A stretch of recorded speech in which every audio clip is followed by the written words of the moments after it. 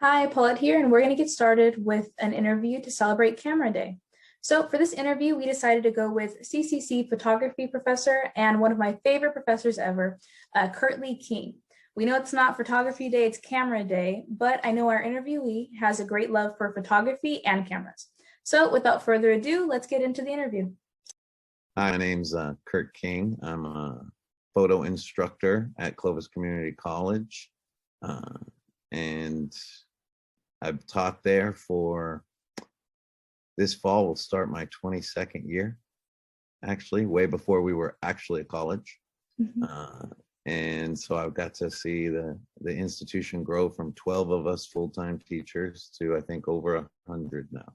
So yeah, and have you taught anywhere else in the district or maybe at other schools?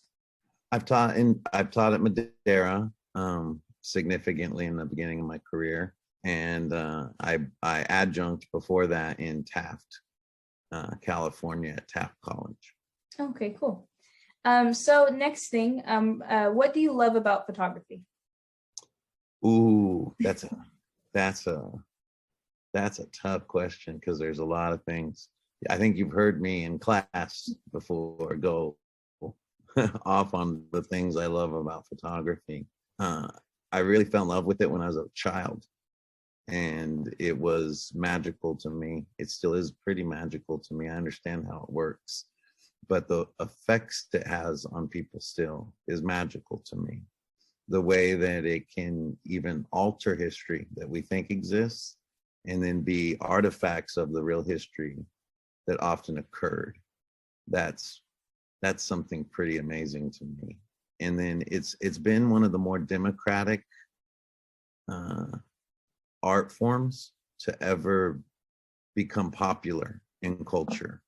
And so access wise, it's one of the more equitable. You know, not everybody gets to learn to paint or can have access to doing painting.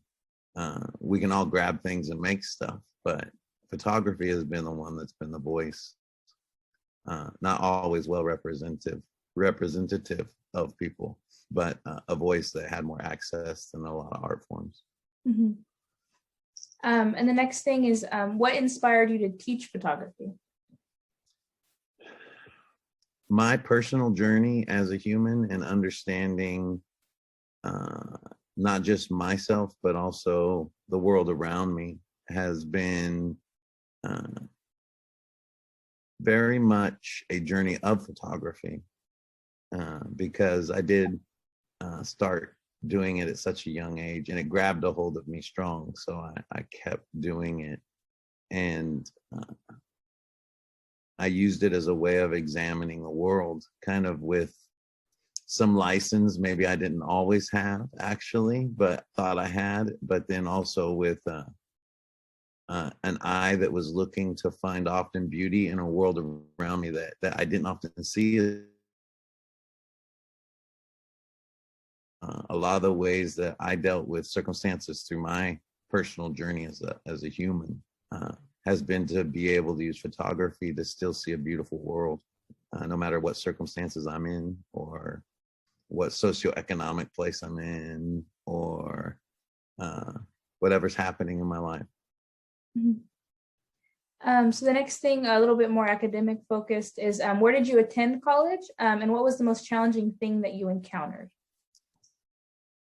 Lots of challenges, first and foremost, right? I went to Humboldt State University for my undergraduate degree, and I went to Cranbrook Academy for my graduate degree, which is in Michigan. The toughest thing, I think most of the challenges that I found to negotiate arose from being the first person to go to college in my family, and to not really have any family support in that, and maybe even often distrust of education in my family. So it became, the things that we often assume students understand about coming to school, like counseling, for example.